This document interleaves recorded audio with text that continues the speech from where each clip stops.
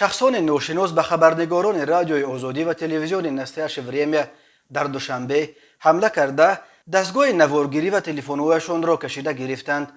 حادثه روز 7 می پس از آن روی داد که خبرنگاران برای گرفتن شرح الفت خانم محمدشاه و یکی از فعالان جامعه مدنی ولایت مختار کوهستان بدخشان به خانه‌اش در پایتخت رفتند. وزارت کارهای داخلی تاجیکستان 7 می او را در قطار محمد باقر و علیم شیرزمانوف به تشکیل اعتراضهای 16 می در خاروغ که در نتیجه یک نفر کشته و چند کس دیگر زخمی شدند عیبدار کرد.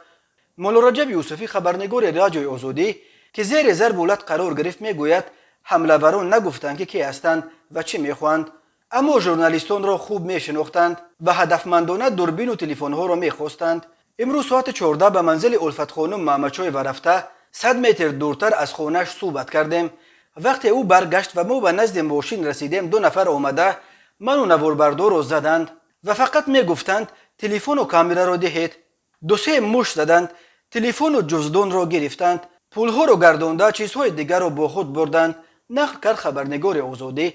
انوشیروان عارفی خبرنگار تلویزیون نسیه شوریم میگوید حین حادثه با او و نواربردارش روی داد دقیقاً در زمانی که برای ثبت صحبت الفت خانم محمدشاه و به خانه‌اش رفته بودند. در عموم به اطلاع خبرنگاران رادیوی آزادی و نسیه شوریم از آنها 5 تلفن و یک دستگاه نوارگیری را کشیده گرفتند. به قول انوشیروان عارفوف حمله‌وران گفتند خبرنگاران دستگاه ها را دیرتر خواهند گرفت، اما نگفتند که کی و از کجا. الفت خانم محمدشاه و یکی از فعالان جامعه شهروندی ولایت مختار کوهستان بدخشان که مقامات او را به تشکیل اعتراضات در خاروغ عیبدار دانستند روز 7 می اتهامات را بی‌پایه دانست. او در اظهارات کوتاهی در فیسبوک نوشت حامی حقوق و روزنامه‌نگار مستقل است و افزود بجز از وجدان پاک و دلسوزی نسبت به مردم کوچک خود پامیری‌ها گفتنی دیگر ندارم.